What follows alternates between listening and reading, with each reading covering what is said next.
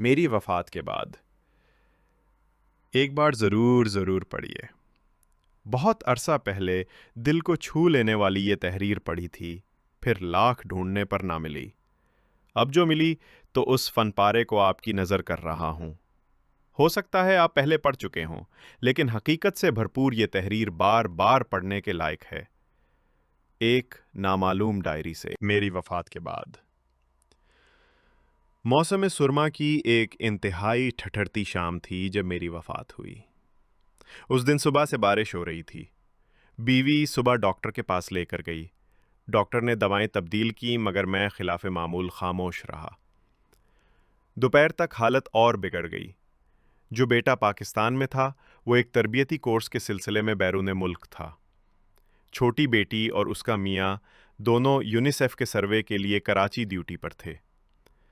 لاہور والی بیٹی کو میں نے فون نہ کرنے دیا کہ اس کا میاں بے حد مصروف ہے اور بچوں کی وجہ سے خود اس کا آنا بھی مشکل ہے۔ رہے دو لڑکے جو بیرون ملک تھے، انہیں پریشان کرنے کی کوئی تک نہ تھی۔ میں، میری بیوی گھر پر تھے اور ایک ملازم جو شام ڈھلے اپنے گھر چلا جاتا تھا۔ عصر ڈھلنے لگی تو مجھے محسوس ہوا کہ نقاہت کے مارے بات کرنا مشکل ہو رہا ہے۔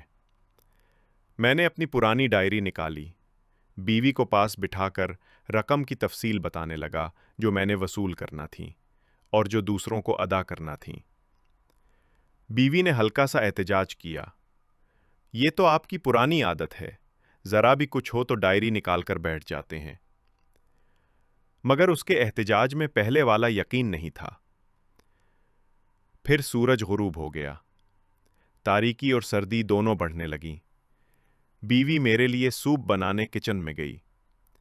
اس کی غیر حاضری میں نے چند اکھڑی سانسیں لیں اور میری زندگی کا سورج غروب ہو گیا۔ مجھے محسوس ہو رہا تھا کہ میں آہستہ آہستہ اپنے جسم سے باہر نکل رہا ہوں۔ پھر جیسے ہوا میں تیرنے لگا اور چھت کے قریب جا پہنچا۔ بیوی سوپ لے کر آئی تو میں دیکھ رہا تھا۔ ایک لمحے کے لیے اس پر سکتہ طاری ہوا اور پھر دھاڑے مار کر رونے لگی۔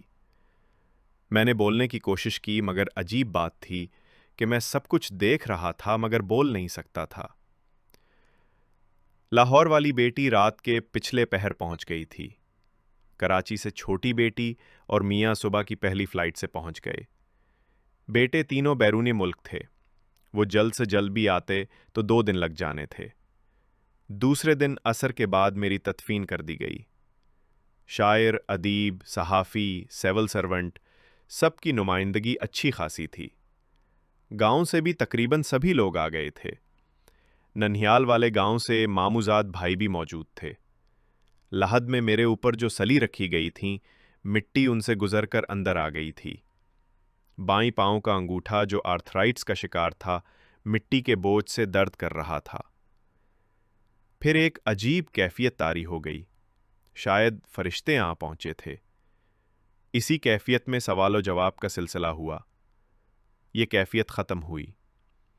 محسوس ہو رہا تھا کہ چند لمحے ہی گزرے ہیں، مگر فرشتوں نے بتایا کہ 5 برس ہو چکے ہیں تمہیں فوت ہوئے۔ پھر فرشتوں نے ایک عجیب پیشکش کی، ہم تمہیں کچھ عرصے کے لیے واپس بھیج رہے ہیں۔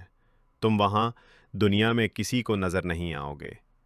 گھوم پھر کر اپنے پیاروں کو دیکھ لو، پھر اگر تم نے کہا تو تمہیں دوبارہ نارمل زندگی دے دیں گے، ورنہ واپس آ جانا۔ میں نے یہ پیشکش غنیمت سمجھی اور ہاں کر دی۔ پھر ایک مدہوشی کی حالت چھا گئی۔ آنکھ کھلی تو میں اپنی گلی میں کھڑا تھا۔ آہستہ آہستہ قدم اٹھاتا اپنے گھر کی جانب چلا۔ راستے میں کرنل صاحب کو دیکھا، گھر سے باہر کھڑے تھے، اتنے زیادہ بوڑھے لگ رہے تھے۔ خواجہ صاحب بیگم کے ساتھ واک کرنے نکل رہے تھے۔ اپنے مکان کے گیٹ پر پہنچ کر میں ٹھٹک گیا۔ میرے نام کی تختی غائب تھی۔ پورچ میں گاڑی بھی نہیں کھڑی تھی۔ وفات سے چند ہفتے پہلے تازہ ماڈل کی خریدی تھی، دھچکا سا لگا۔ گاڑی کہاں ہو سکتی ہے؟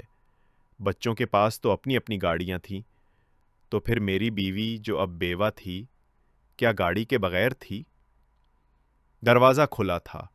میں سب سے پہلے سیڑھیاں چڑھ کر اوپر اپنی لائبریری میں گیا۔ یہ کیا کتابیں تھیں، نہ الماریاں، رائٹنگ ٹیبل اور اس کے ساتھ والی مہنگی کرسی، صوفہ، اعلیٰ مرکزی ملازمت کے دوران جو شیلڈیں اور یادگاریں مجھے ملی تھیں، بے شمار فوٹو البم، کچھ بھی تو وہاں نہ تھا۔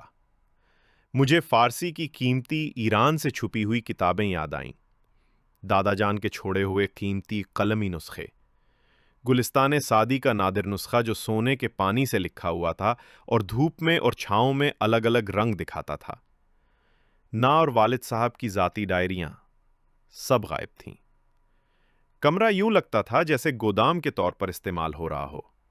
سامنے والی پوری دیوار پر جو تصویر 15,000 روپے میں لگوائی تھی وہ جگہ جگہ سے پھٹ چکی تھی۔ میں پجمردہ ہو کر لائبریری سے باہر نکل آیا۔ بالائی منزل کا یہ وسیع و عریض لانج بھائیں بھائیں کر رہا تھا۔ اچانک مجھے یاد آیا کہ میں نے چکوال سے رنگین پایوں والے سوت سے بنے ہوئے 4 پلنگ منگوا کر اس لانج میں رکھے تھے۔ شاعر برادری کو یہ بہت پسند آئے تھے۔ وہ غائب تھے۔ نیچے گراؤنڈ فلور پر آیا۔ بیوی اکیلی کچن میں کچھ کر رہی تھی۔ میں نے اسے دیکھا۔ 5 برسوں میں اتنی تبدیل ہو گئی تھی کہ میری آنکھوں میں آنسو آ گئے۔ کیسے پوچھوں کہ گھٹنوں کے درد کا کیا حال ہے؟ ایڑیوں میں بھی درد محسوس ہوتا تھا۔ دوائیں باقاعدگی سے میسر آ رہی تھیں یا نہیں؟ میں اس کے لیے باقاعدگی سے پھل لاتا تھا۔ نہ جانے بچے کیا سلوک کر رہے ہیں۔ مگر میں بول سکتا تھا نا، وہ مجھے دیکھ سکتی تھی۔ اتنے میں فون کی گھنٹی بجی۔ بیوی بہت دیر باتیں کرتی رہی۔ جو اس طویل گفتگو سے میں سمجھا یہ تھا کہ بچے اس مکان کو فروخت کرنا چاہتے تھے۔ ماں نے مخالفت کی کہ وہ کہاں رہے گی، مگر بچے بضد تھے کہ ہمارے پاس رہیں گی۔ میری بیوی کو میری یہ نصیحت یاد تھی کہ ڈیرا اپنا ہی اچھا ہوتا ہے، مگر وہ بچوں کی ضد کے سامنے ہتھیار ڈال رہی تھی۔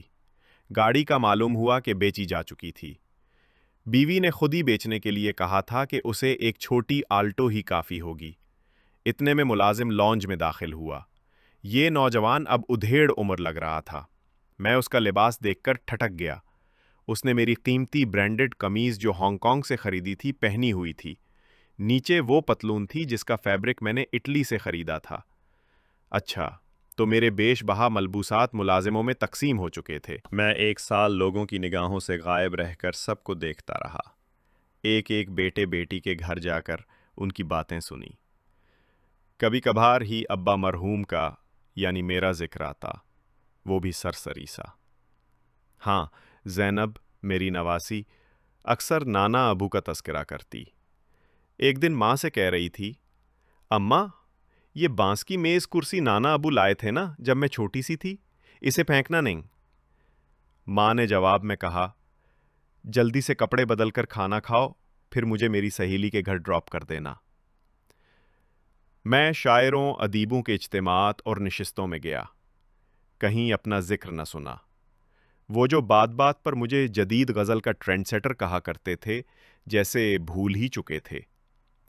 اب ان کے ملازموں نے میری کتابیں بھی الماری سے ہٹا دی تھیں۔ ایک چکر میں نے قبرستان کا لگایا۔ میری قبر کا برا حال تھا۔ گھاس اگی تھی، کتبہ پرندوں کی بیٹوں سے اٹا ہوا تھا۔ ساتھ والی قبروں کی حالت بھی زیادہ بہتر نہ تھی۔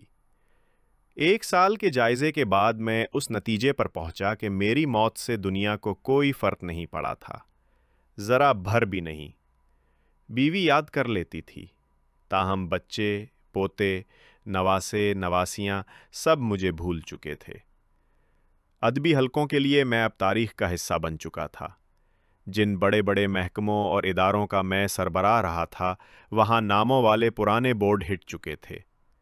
دنیا رواں دواں تھی، کہیں بھی میری ضرورت نہ تھی، گھر میں نہ باہر۔ پھر تہذیبی، معاشرتی اور اقتصادی تبدیلیاں تیزی سے آ رہی تھیں اور آتی جا رہی تھیں۔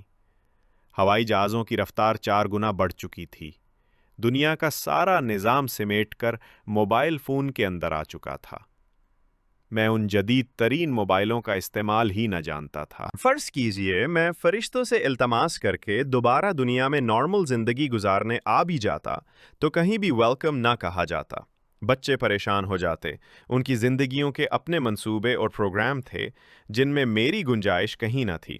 ہو سکتا تھا کہ بیوی بھی کہہ دے کہ تم نے واپس آ کر میرے مسائل میں اضافہ کر دیا ہے۔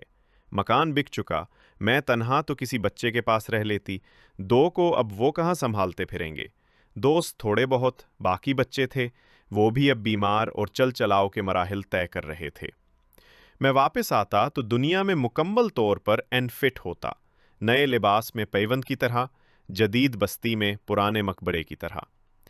میں نے فرشتے سے رابطہ کیا اور اپنی آخری خواہش بتا دی، میں واپس قبر میں جانا چاہتا ہوں۔ فرشتہ مسکرایا، اس کی بات بہت مختصر اور جامع تھی۔ ہر انسان یہی سمجھتا ہے کہ اس کے بعد جو خلا پیدا ہوگا وہ کبھی بھرا نہیں جا سکے گا، مگر وہ یہ نہیں جانتا کہ خلا تو کبھی پیدا ہی نہیں ہوتا۔ ہمارے سبھی کے ذہنوں میں بھی یہی سوچ ہے کہ یہ گھر، یہ کاروبار، یہ نوکری، یہ دنیا کی، گھر کی، بچوں کی ضرورتیں اور سارے کام کاج میری وجہ سے ہی جاری ہیں۔ اگر میں نہ رہا تو دنیا کی گردش رک جائے گی۔ مگر صرف ایک پل کو سوچئے، ایسا بالکل بھی نہیں ہے۔ دنیا تو ہمارے سے پہلے جانے والوں کے بغیر بھی چل رہی ہے اور ہمارے جانے کے بعد بھی یوں ہی چلتی رہے گی۔ ایک خیال ہے، سراب ہے، وہم ہے، گمان ہے، اور بس کچھ بھی نہیں، کچھ بھی نہیں۔ سلامت اور آباد رہیے۔